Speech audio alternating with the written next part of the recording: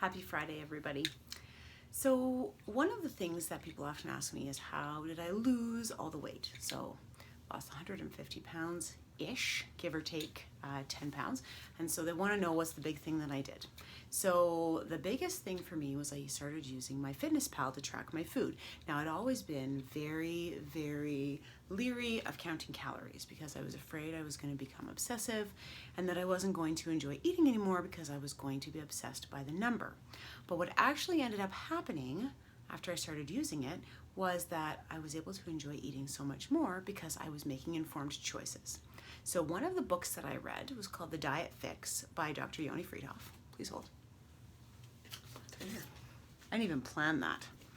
So I really liked this book, and it works with any kind of eating plan, but there were a lot of things in here that really resonated with me.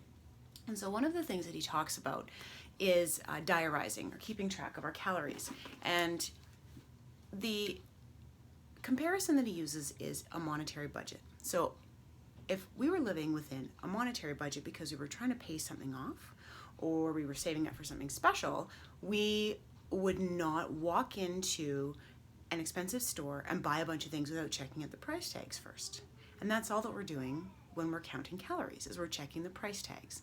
Because once you start doing it, you start to realize some of those very expensive items are not worth it. Now, there are expensive items that sure are worth it, but maybe I might only need a smaller amount knowing what the price tag is on that item.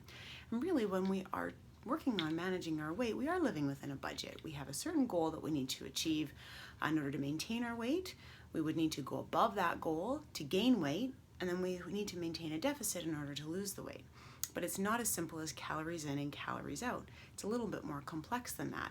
We need to be eating foods that are filling us up because our brain interprets the feeling of satiety, so feeling full and satisfied, from two main mechanisms in our body. The first one is through hormones. When we get enough nutrients, signal is sent through hormones to the brain saying, hey, we've had enough to eat. And then the second way is through volume. So there is a matrix of nerves around the stomach, and when it stretches a little bit because it's received enough volume of food, it sends a signal to the brain saying, hey, we've had enough volume of food to eat.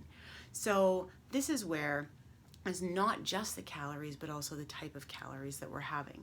So foods that are very high in calories, but maybe not high in volume, don't leave us feeling full and satisfied.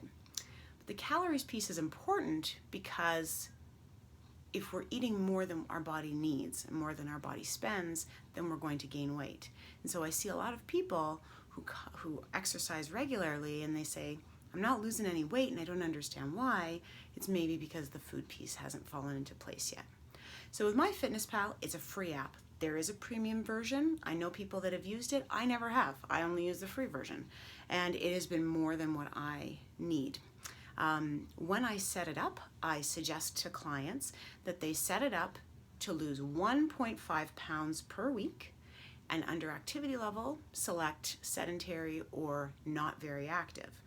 I teach 6 fitness classes or participate in 6 fitness classes a week. I still have mine set as not very active.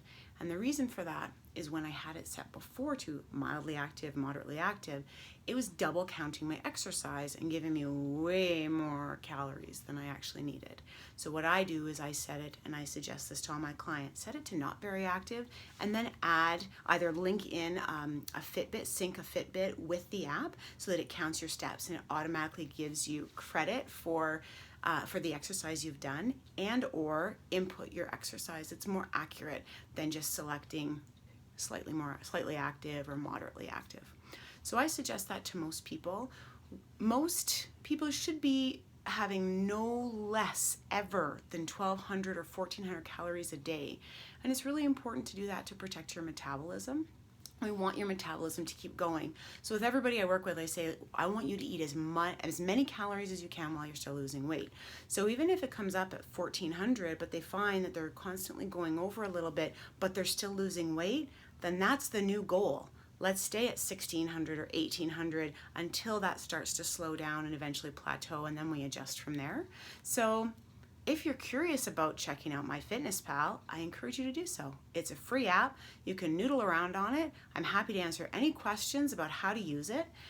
If you're interested in following me, my name is Andies Losing It. So ANDIES Losing It.